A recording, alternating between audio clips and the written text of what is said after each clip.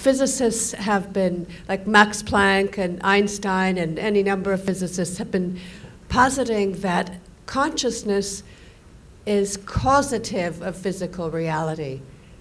That consciousness comes first before physical reality has been manifested. I'd like to hear if you have any comment about that.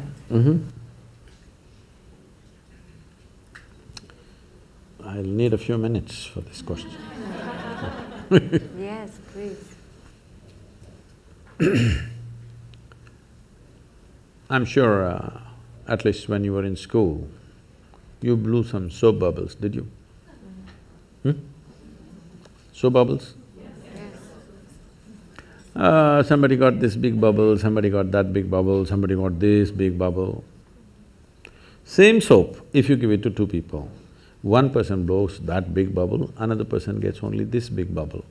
Hasn't it happened? Yes.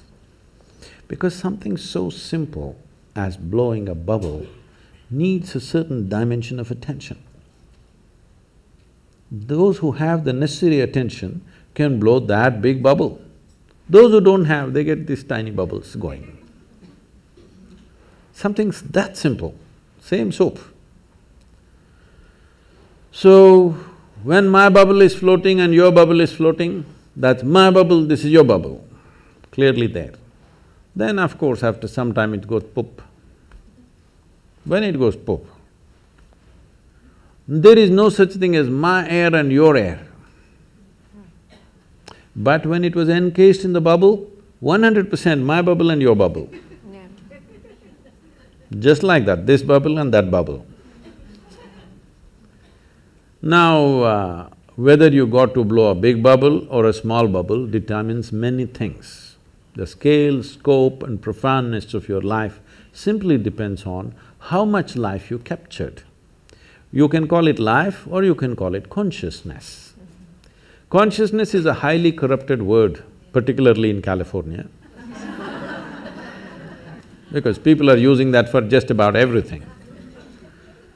But they will continue to use that word because I'm trying to reclaim it. We can call it life also because the only reason… Right now, are you alive? Hello, all of you? Yes. Some of you are not saying anything, I'm asking you. Are you alive? Yes. How do you know you're alive? Now stop your breath for a minute, are you still alive? So, how do you know you're alive? You're conscious, isn't it? Suppose you became unconscious, would you know you're alive? No. So the only reason that you know you're alive and you're alive is because you're conscious. So what you call as consciousness or what you call as life are not two separate things. So, I did not know about physics talking about consciousness. I knew Einstein said something vaguely because I'm, as you see, I'm unschooled. So I did not go as far as Einstein to study physics, but I paid attention to this piece of life.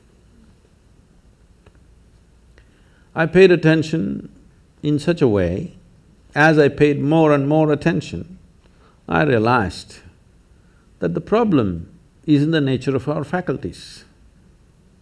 See, right now, if I show you my hand, if you see this part of my hand, you cannot see this part of my hand, isn't it so? If you're hearing sound, you cannot sense the silence. If you're in silence, you cannot feel the sound. If you're in light, you cannot feel the darkness. If you're in darkness, you cannot feel the light.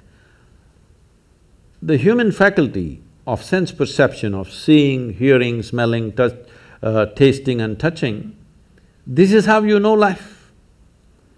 All these things are always happening in comparison with something else. Comparison means, what you know by comparison is good enough for survival, but not good enough for knowing the nature of what it is.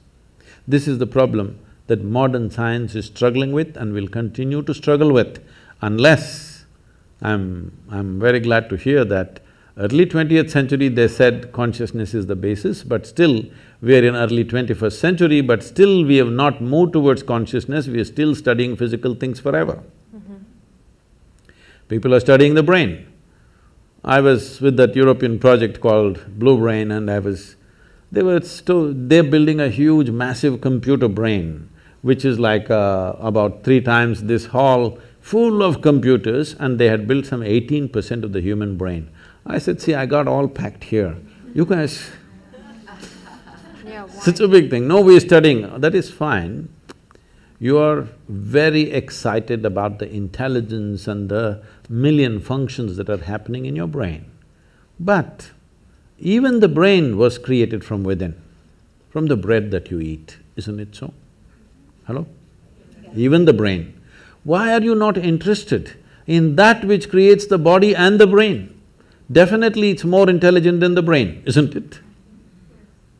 So, if you want to put a label on that, we can call it consciousness. I generally just call it life.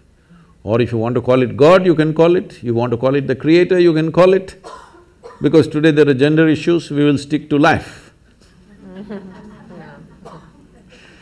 So, life is not… as we went through this, when it comes to body and mind, there is you and me.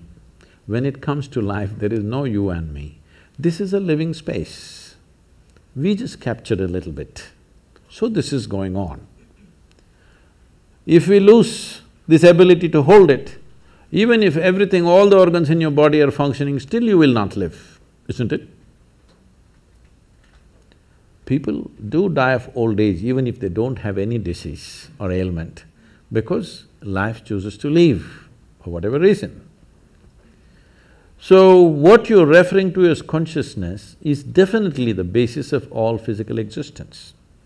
Well, modern physicists have gone on to say that over 99.999 whatever number of nines in an atom is empty.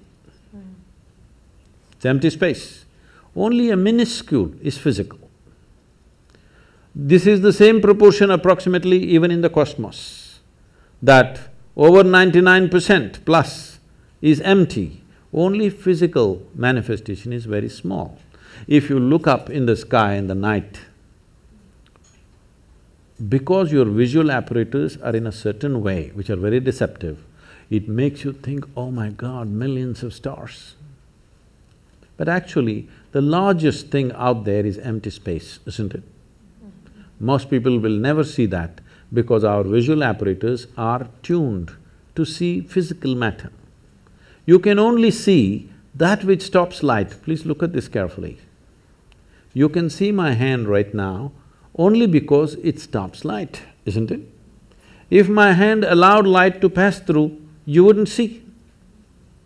Right now there is something here very vital for your life that you're not seeing, which is the air that you breathe. You cannot see, but isn't that more important than my hand? Hello? Yes. So there is a living cosmos which is the basis of everything. It's just thrown out a little bit of physical matter, including your little body. But we have gotten so identified with this physicality, its form and its shape, and now the gender of it has become a big deal. Because of that, we are seeing life in a very small way. The 99.9%, is that life or the 0.1% is life? Please tell me. The bigger thing, isn't it? This is just a small manifestation, but we are still very juvenile as a species. In the sense, we are still… when I say juvenile, when we are adolescent, body parts are important. Yes or no? We are still, as a humanity, we are still in that condition. Body parts are super important. This is why spiritual process is important. When I say spiritual, once again, this is another most corrupted word on the planet. If I say spiritual, people are thinking looking up, looking down, looking at heaven, whatever. No. Spiritual means your experience of life has transcended the limitations of physiological and psychological process, which is what you are saying the physicists also said. That's very wise of them, that without experience, with inference, they are saying that we acknowledge their intelligence, but after 1 century, we are still not there as a race, as a human species. But one thing I must share with you here is, I was just telling Nicholas, which came back to me because he asked some question. See, when I started doing this work 36, 37 years ago, what I found was when I conducted events and programs, over 82 to 85% of the people came because of physical ailments, because they knew this will give relief. Only 12 to 15% of the people came there want to know something, experience something. But today, over 87, 88% of the people come because they want to know something, experience something. Only 10 to 12% of the people come for ailments, which is a phenomenal shift in the human society.